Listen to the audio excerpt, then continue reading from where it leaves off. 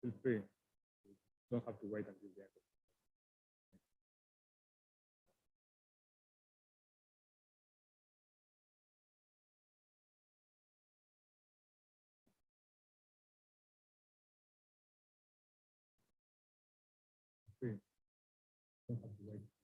Okay, so in this talk, I will present you our work on the role of AGN and stellar mass in star formation.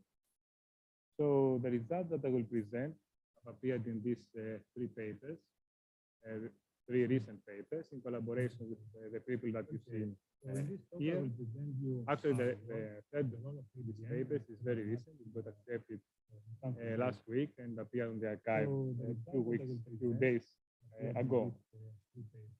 So AGN feedback in the form of jets, outflows, and winds actually they have been included in semi-analytic models and hydrodynamical simulations in order to suppress the star formation and avoid the overproduction of massive galaxies.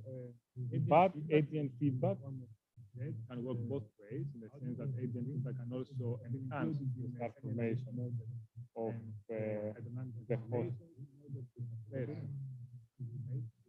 and avoid the overproduction of massive galaxies. But AGN feedback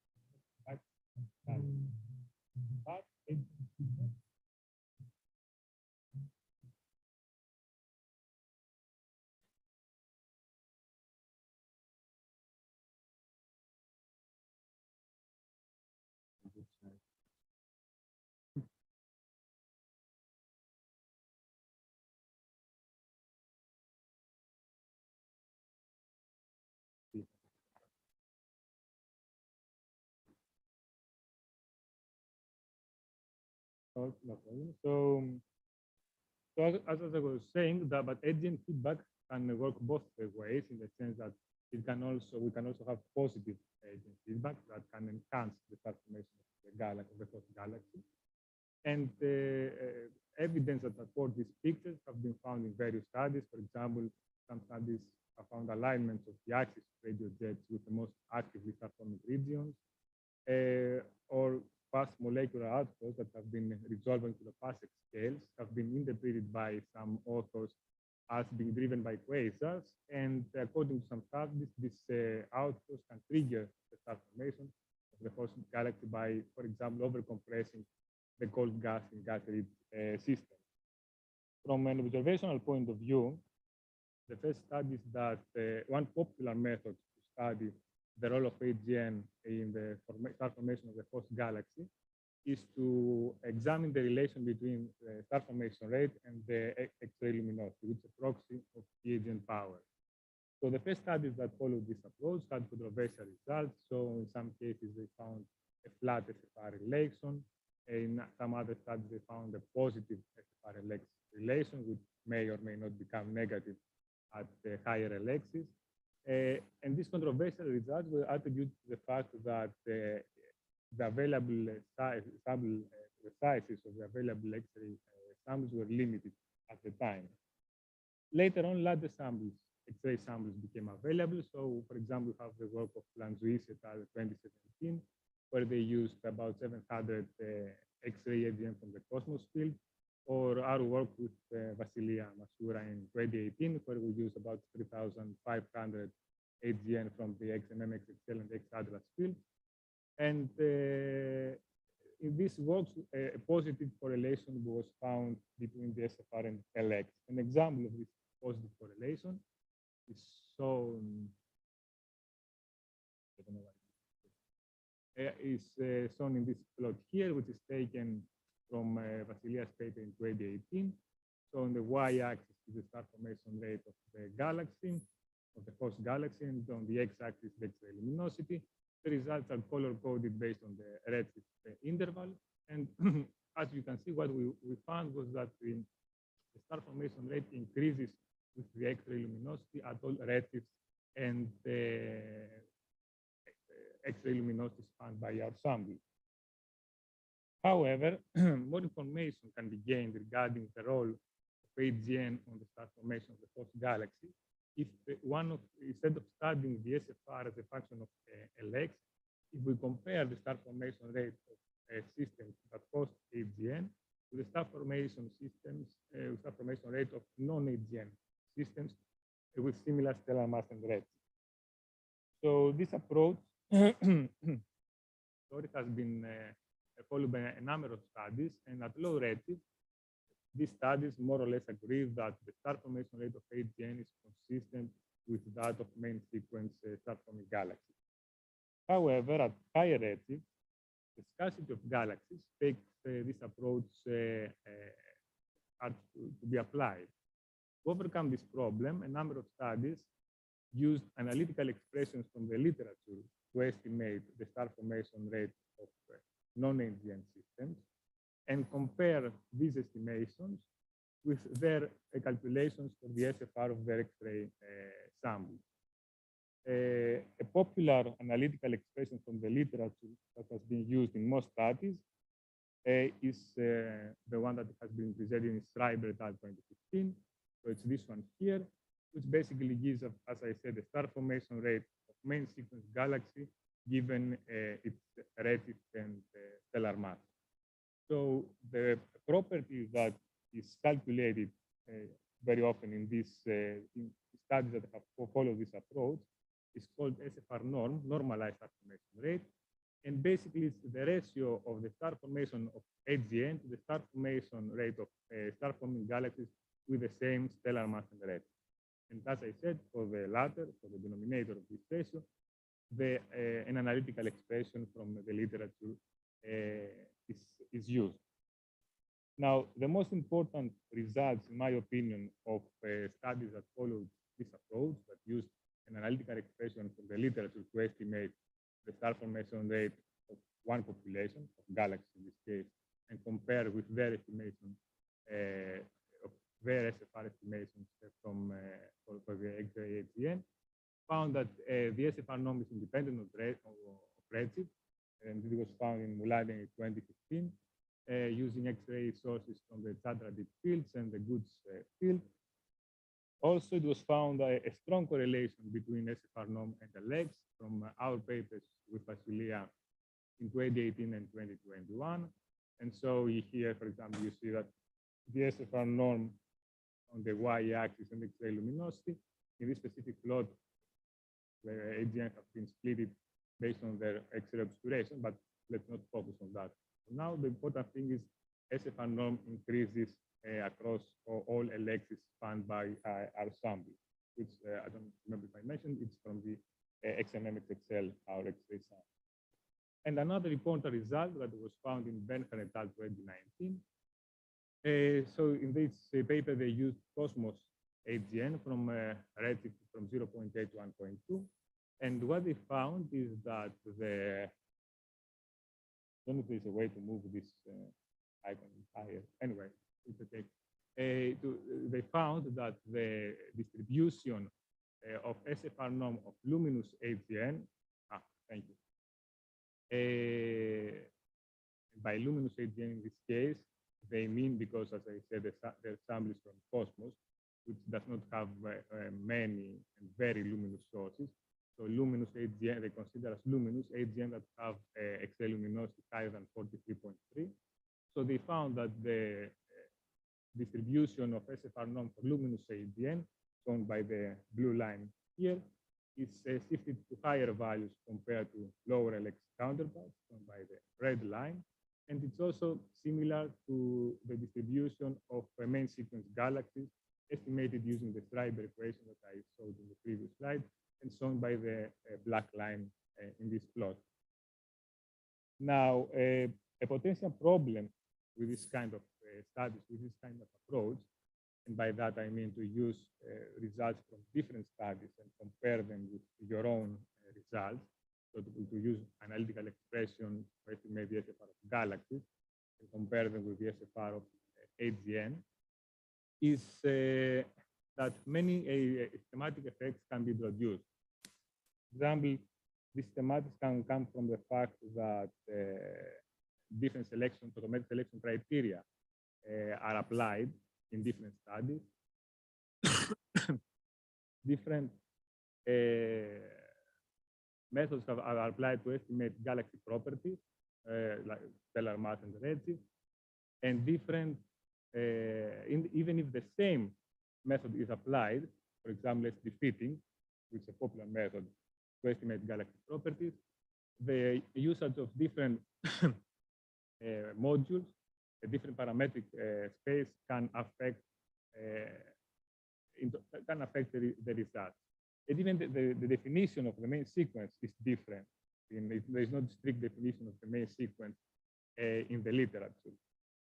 So just to illustrate, just to give an example of these systematic effects that can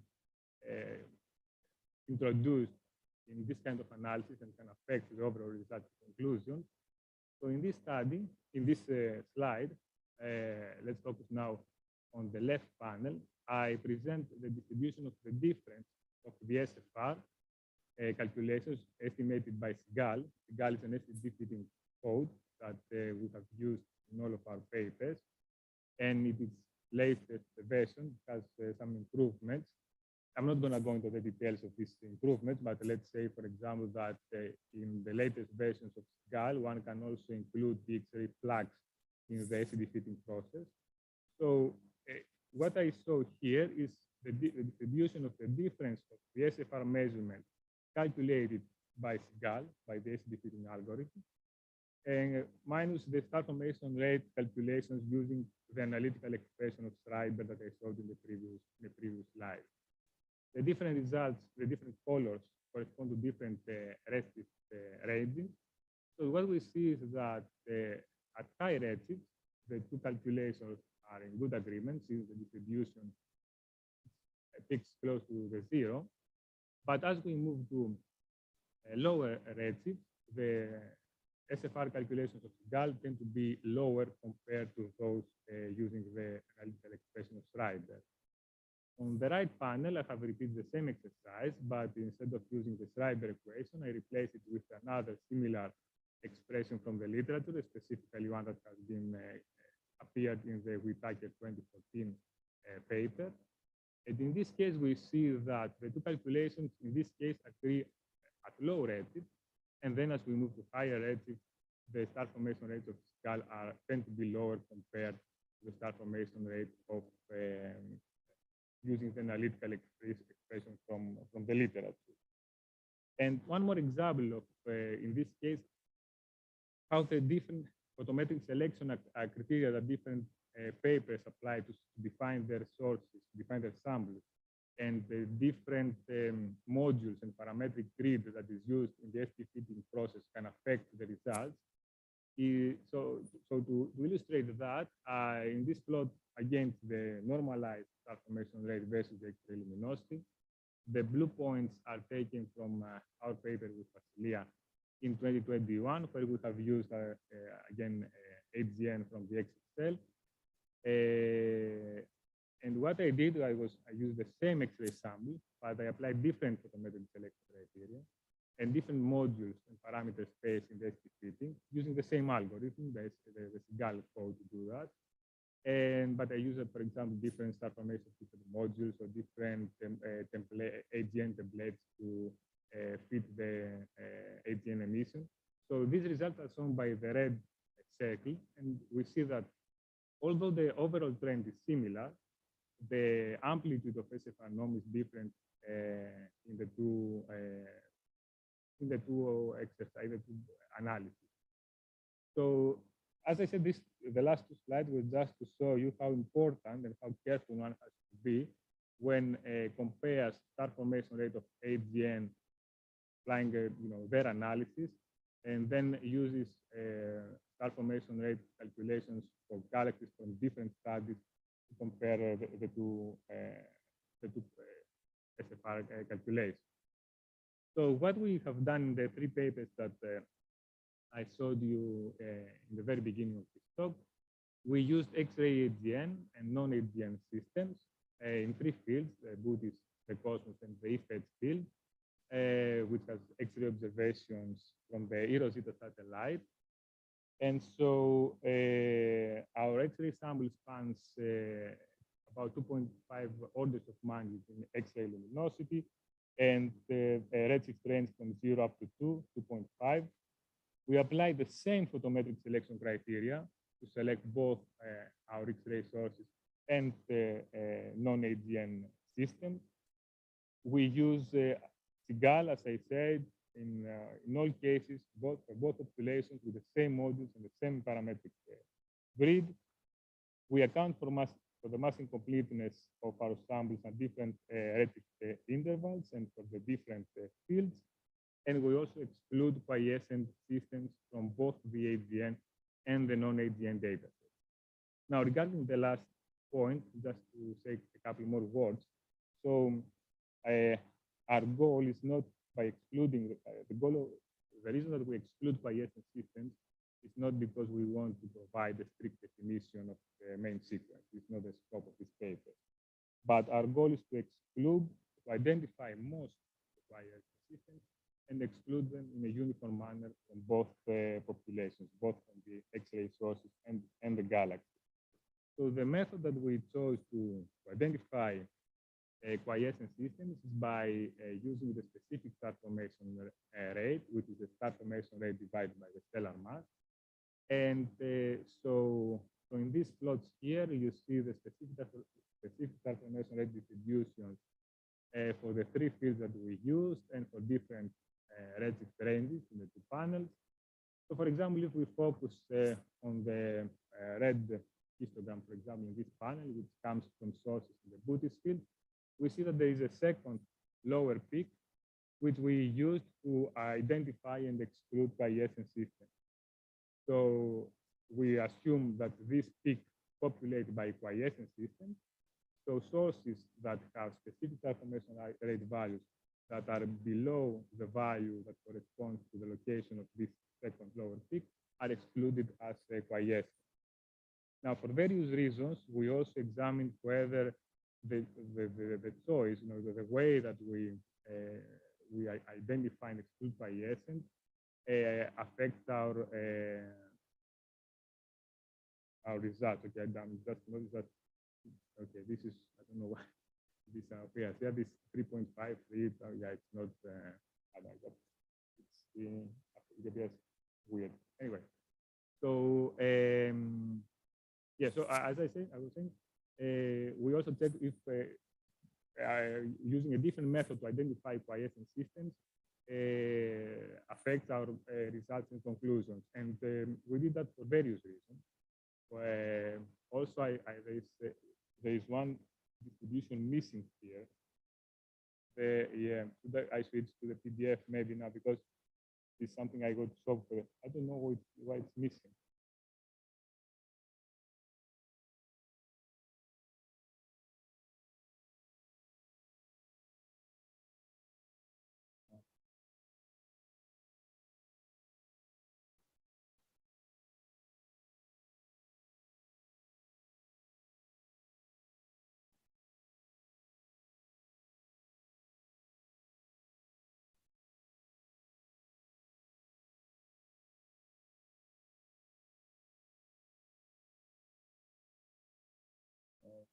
Sorry, I didn't notice that. Yeah, okay, now you have three views. Yeah, I didn't notice that. Okay. Okay, so this is basically why you were wasting. Okay, so I was saying there were various reasons that we tried to to apply different methods to identify quiescent systems. And one of these reasons was that this second lower peak, in some cases, either is not prominent, like here in the red histogram, which is for sources from the IFCA field, or if we move to the right panel, which shows the sources, higher redshift, this second peak is completely absent. So, okay, for example, one of the different methods, ways we try to identify sources, and here I show the was to identify as quiescent those systems that have specific transformation rate values that are 0.3 dex lower than the mean specific transformation rate value. And if we do that, then on this figure, against the SFR norm versus the LX, these results are shown by the blue points. And with the black points are the result when we use to identify quiescent systems, those that based on the second lower peak that I mentioned earlier. So we see that the overall trend is similar, but there is an increase, a small increase, less than 10% in the SFR norm values. Actually, this increase is on average 7–8%, but it's well within the statistical uncertainties of our measurements. So this just shows you that our results and the conclusions that I will present do not depend on how we identify and exclude the quiescent systems. However, having said that, I will come back to this point a bit later in this talk. Okay, so these are the numbers, the number of sources we have in each one of the fields. And okay, there are many numbers here, so let's focus on those that are highlighted. These are the number of sources of X-ray sources and non-AGN systems that we have in booties. And those are for the Cosmos field, and those are from the Rosetta, for the IFCA field. So, and these are the final samples that we use. After, as I said, we have applied photometric selection criteria. We have accounted for the mass completeness of our samples. We have excluded quiescent systems the way that I described earlier. And we have also excluded sources that have unreliable post-galaxy methods, especially bad SED feeds. I'm not going to go into the details, but we have applied different criteria to reject these sources. So these are the final number of X-ray and non-AGN systems that we have in our three samples. So the first thing that we examined is whether the star formation, the SFR norm, depends on redshift. This specific plot is using data from the Cosmos field, and we have used 4 different redshift beams, and we see that the SFR norm, I should specify here and make it clear that we also use the SFR norm parameter in our analysis. This is the same parameter that other studies use. The biggest difference here is, in order to estimate this parameter, we do not use analytical expressions from the literature. This is something that I would like to stress. In order to estimate it, we have created our own control samples, our own non-AGN systems. And we have estimated the SFR, as I described earlier, in the same way that we did for our X-ray sources. And this is how this SFR norm comes from. So what we see is that there is no dependence of the SFR norm on redshift. And although this result comes from the Cosmos field, this is also true for the other 2 fields that we have used in our papers. So since there is no dependence on redshift, we combine sources at the whole redshift range spanned by our samples. And here in this plot, I present SFR norm as a function of X-ray luminosity for the 3 fields. So the black field circles are the results for the Cosmos field, the open circles for the Buddhist field, and the red boxes for the IFCA field. And what we see is that at low moderate X-ray luminosities, so that is up to 44, 44.2, the SFR norm is below 1. 1 is the value, because as I said, SFR norm is the ratio of the SFR of X-ray AGN to the SFR of non-AGN galaxies. So SFR norm 1 means that AGN and galaxies have the same star formation rate. So we see that AGN at low to moderate luminosities systematically have a lower SFR than that of galaxies, but this is not statistically significant. And as we move to higher LX, higher than 44.2, we see that there is an increase of SFR norm, which indicates that the AGN seem to have higher star formation rate compared to non-AGN systems. So what we wanted to do next was to see if these results are affecting the stellar mass of the property. Because in this exercise, the goal is to to study SFR norm as a function of LX. But maybe there's a hidden stellar mass factor that changes and affects these results. So to do that, instead of plotting SFR norm as a function of the X-ray luminosity, we plot it as a function of the specific black hole accretion rate, this lambda parameter, which is given by this expression there. So basically, it's the X-ray luminosity over stellar mass. And so in this plot, this is taken using Booty's sources. The results, again, are color-coded based on the red bin, and the black field circles are the weighted average results. And by weighted, I mean that we have, in order to estimate the mean value, we have this mean value is weighted based on the number of sources included in each one of these bins. So we see that in this case, we observe a different trend. So SFR norm increases with lambda. So to investigate this further, we checked what are the properties of the sources that go into each one of these lambda bins compared to the properties of the source that go into the LX bins. So for example, we see that when we bin in lambda, the X-ray luminosity increases, but the stellar mass of the sources in these lambda bins stays roughly the same.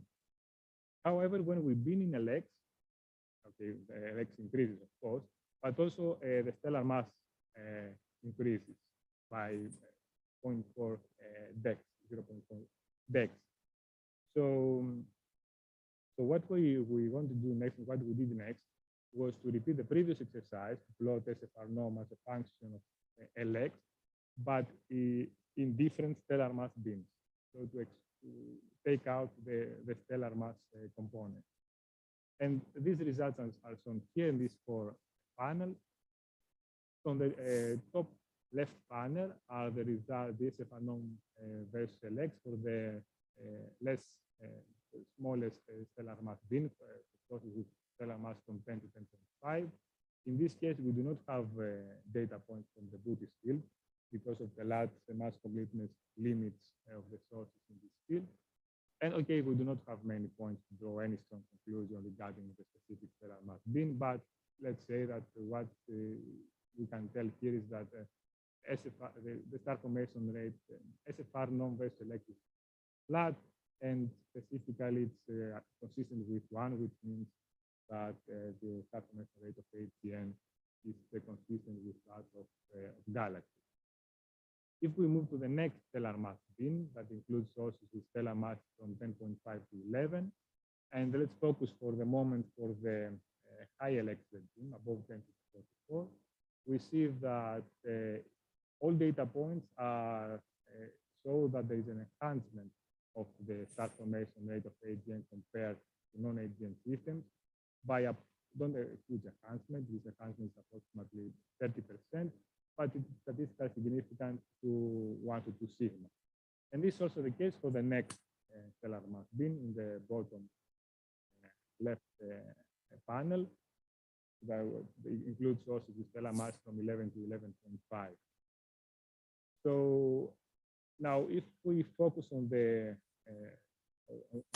that have low to moderate X-ray luminosity, so for example, I'm talking about this sources here, what we observe again is that all data points are systematically below 1, which means that the star formation rate of AGN is somewhat lower compared to non-AGN systems.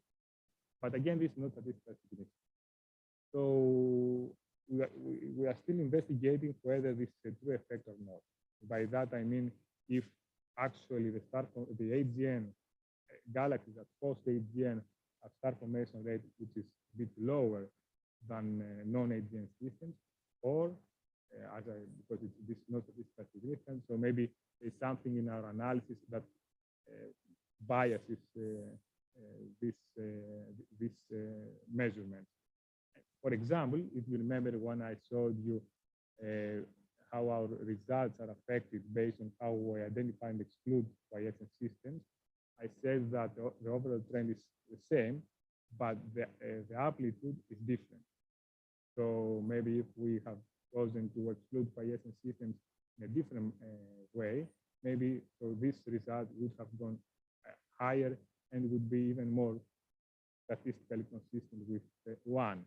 Or, for example, there are some parameters in the star formation history module when one does SB fitting. I'm not going to go into the details of that. The details are presented in our latest paper, but the way that one treats these parameters, which cannot be constrained, not by SIGAL, but by any SB fitting method, also affect, again, the amplitude of this measurement.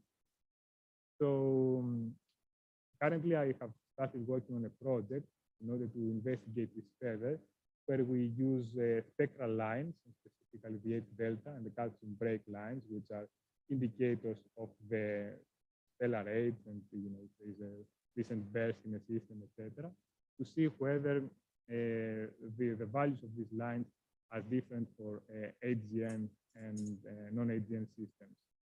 So maybe perhaps this can give us an answer whether this is a true effect or not. If AGN with low to moderate luminosities have SFR which is lower than that of non-AGN system, or the SFR of the two populations consistent. Anyway, so moving to the next stellar mass bin, which includes sources with very high stellar masses, from 11.5 to 12. We see that in this case, the SFR normal X is flat, and actually it's consistent with 1. So AGN seem to have a similar star formation rate with non-AGN systems for these very massive galaxies. But there is this point here, which comes from X-ray observations from the Rosetta satellite, from the IFCA field. So, okay, one way would be perhaps to stop the figure here and get rid of this point and solve our problems. But okay, this is not very scientific. So we try to investigate this further to see why, if it's a statistical fluctuation, or maybe if it's a true effect. So we examine the properties of the 31 AGN that are in this bin here, from, as I said, observations from Rosetta, to the properties of the 47 AGN in this bin here from Bootis. In these two fields have very close luminosity. So we checked, for example, by eye, one by one, the SEDs to see if there's a problem with the photometry or some bad fits or whatever. We also checked, for example, the fraction of obscured sources, if it's different in the two bins, and if this difference affects the SFR norm values. But this was not the case. The only difference that we found is that the sources from the Rosetta sources in this bin here are significantly bright optical by about 2 to 2.5 orders of magnitude compared to their counterparts in duty.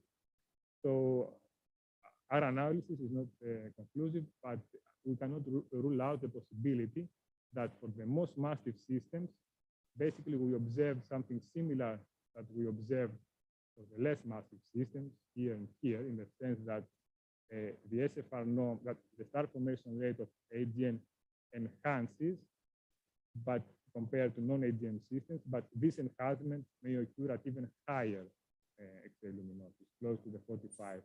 And unfortunately, our samples did not span such extreme luminosity to investigate this hypothesis. Okay, so just a couple of words regarding the different fueling, the implications of our work regarding the fueling mechanisms. Since I mentioned that in the very beginning of this talk, I'm not an expert by any means on this topic, so this is a very basic approach. But for example, the fact that we find a different behavior of SFR norm versus LX at different stellar masses, it could imply that for the most massive systems, a different fueling mechanism is triggers a supermassive black hole. For example, diffuse gas from the tail of the galaxy that's accreted onto the supermassive black hole without first being pulled into the galactic disk. Whereas in less massive systems, maybe the supermassive black hole in this case is triggered by galaxy mergers, which fuel the AGN and the galaxy with gas and trigger basically both phenomena, both the supermassive black hole and the star formation rate. And regarding the different X-ray luminosities, okay, about sources with low to moderate LX, I explained in detail in the previous slide our thoughts on that, but I think one of the main results of this analysis was that the star formation of AGN appears to be enhanced at high LXs compared to the star formation rate of galaxies. So this could imply the positive AGN feedback, as I mentioned in the second slide of this talk. Okay, so to summarize, in these three papers, we used about 3,500 X-ray AGN, which cover from three fields: the cosmos, the British, and the IFCA field, which are observations from the Eero-Zeta satellite. Our samples span a redshift range from 0 to 2.5 and about 2.5 orders of magnitude in X-ray luminosity. And we compared the star formation rate with a star formation rate of more than 100,000 non-AGN systems. In order to do that, we applied the same photometric criteria in both populations. We use SD fitting with the same algorithm, GAL, with the same modules and the same parametric grid to fit our SEDs. We accounted for the mass completeness and we excluded most of the quiescent systems in a uniform manner from both populations. So this allows us to minimize systematic effects in our analysis. And our main results are that for systems that have stellar masses from 10.5 to 11.5, we found that AGN with low to moderate X-ray luminosities have an star formation rate which is below or at most equal to that of star-forming galaxies, whereas the AGN with luminosity higher than 2-3 times 10 to the 44 have AGN which is enhanced by approximately 30% compared to that of star-forming galaxies. On the other hand, the most massive systems, those with stellar masses higher than 11.5, those presented a flat SFR norm LX relation, and specifically SFR norm was consistent with 1, which shows that AGN and galaxies have similar star formation rates. And we found a hint, I mean, it's a possibility that there is also an enhancement of the SFR of AGN even in this very massive system, but this enhancement occurs at extreme luminosity, higher than 10 to the 45.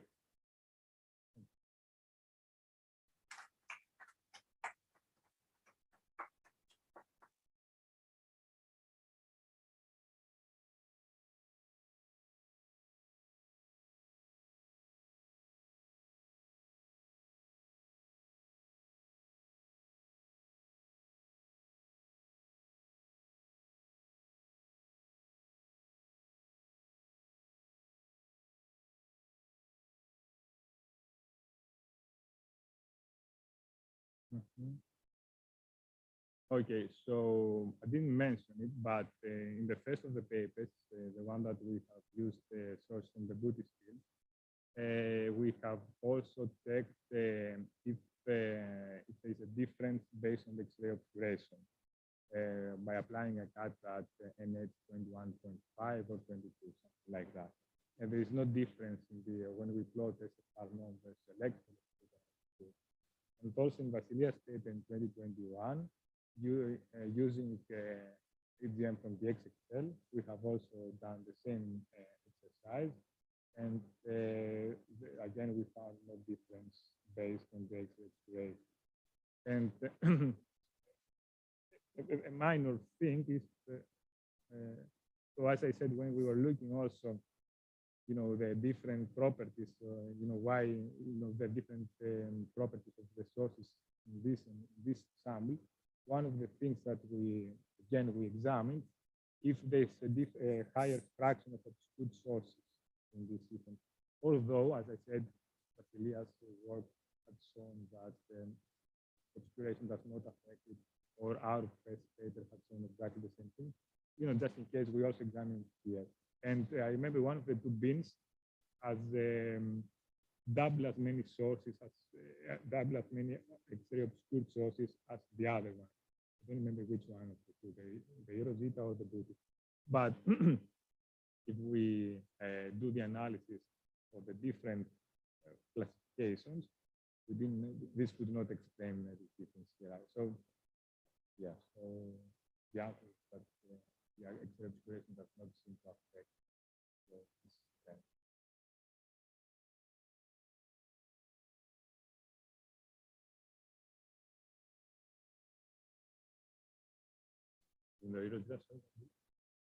The data.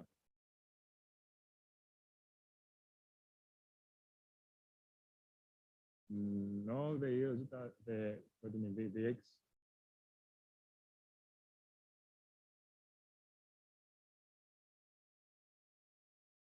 No, they're available. Yes, there was, last end of July, there was this papers from the Rosita Consortium. So everything is released on their website, all data, both from the Salvato paper that they describe, how they find counterparts, the optical counterparts, the Rosita sources, and also what was the other paper that they do X-ray analysis of the sources. So everything is popular, is public. Actually, they on the 3rd of December, while this analysis was in progress, they found a small error in their catalog. They saved it, so we had to do some of the analysis again because it's very, but it's public. Yeah.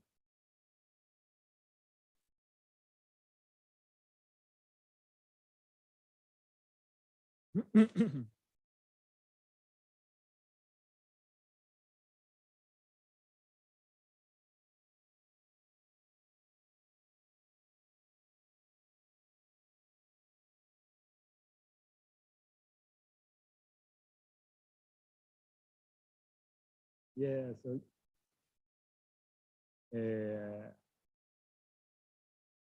okay, our goal when I was doing the binning, for example, one of the things was that excluded bins that have less than 20 sources in the bin.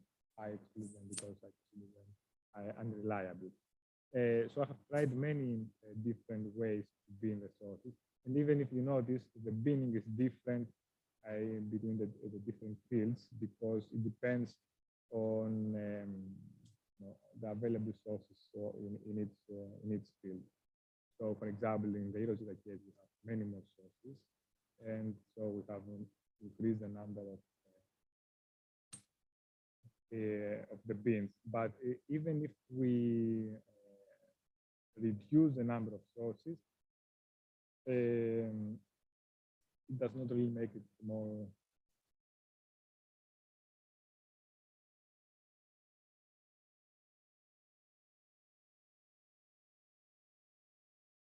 It doesn't be. So one bin, let's say, below 10 to the 44, and one bin above 10 to the 24. Okay, this specific extent I have not done. I have tried, as I said, different width for the bins, but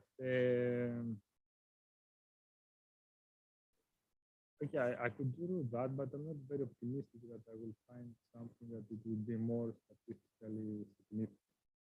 I don't know, maybe because I mean, the values seem to be here around 0.8 in all cases. So yeah, I could try that, but yeah, just to you may combine all bins from all fields. Yeah.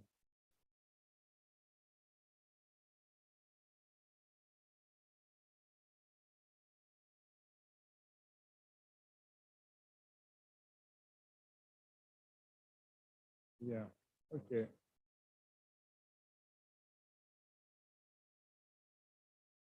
How I combine fields.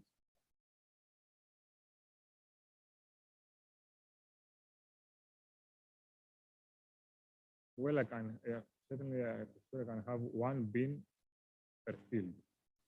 Now to combine all fields, okay, it would increase, I guess, the elect errors because Eurozeta starts here. Cosmos goes with lower luminosity. Actually, there is only one more point here, which has been excluded because of the cut. I said it has less than 20 points. So Cosmos is that's lower. Eurozeta goes up to higher. I mean, if I apply a cut at 10 to the 44, but the important thing is, the errors on the SFR norm. Anyway, yeah, it's something that I could try to do it. Yes, let's see what we get.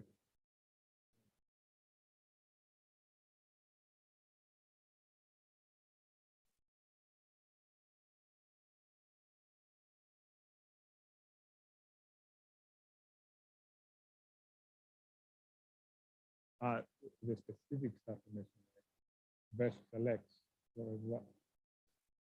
but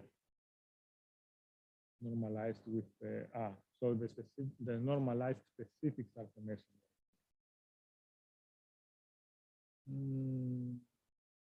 Good question.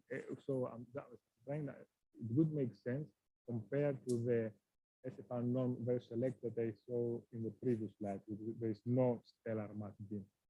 No, now I wonder if it would make sense here that I already have different stellar mass beams. Right, a specific stuff. What you think it would add something? I'm thinking about.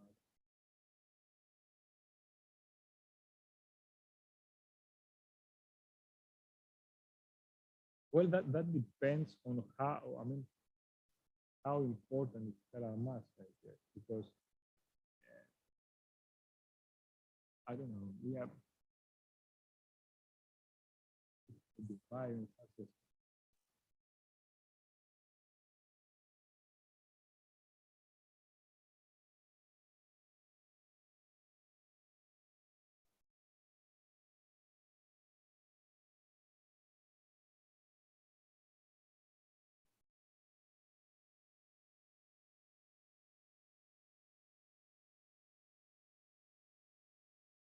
so yes.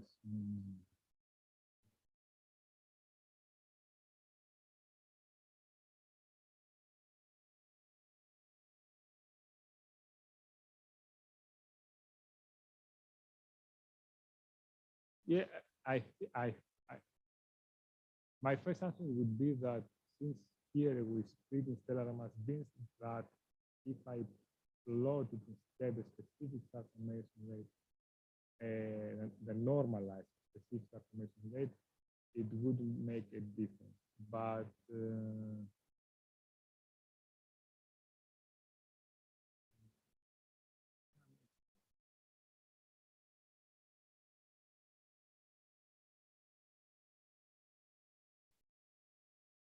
it's very easy to try that.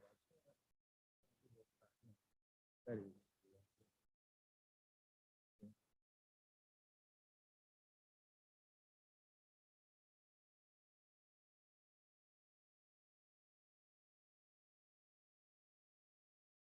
Okay.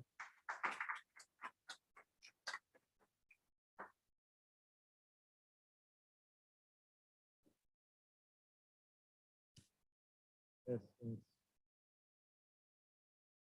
peculiar that it completely disappeared one of these views. Never seen that before. Because the most common thing that I've seen is, things will have to be misplaced. Text to appear half or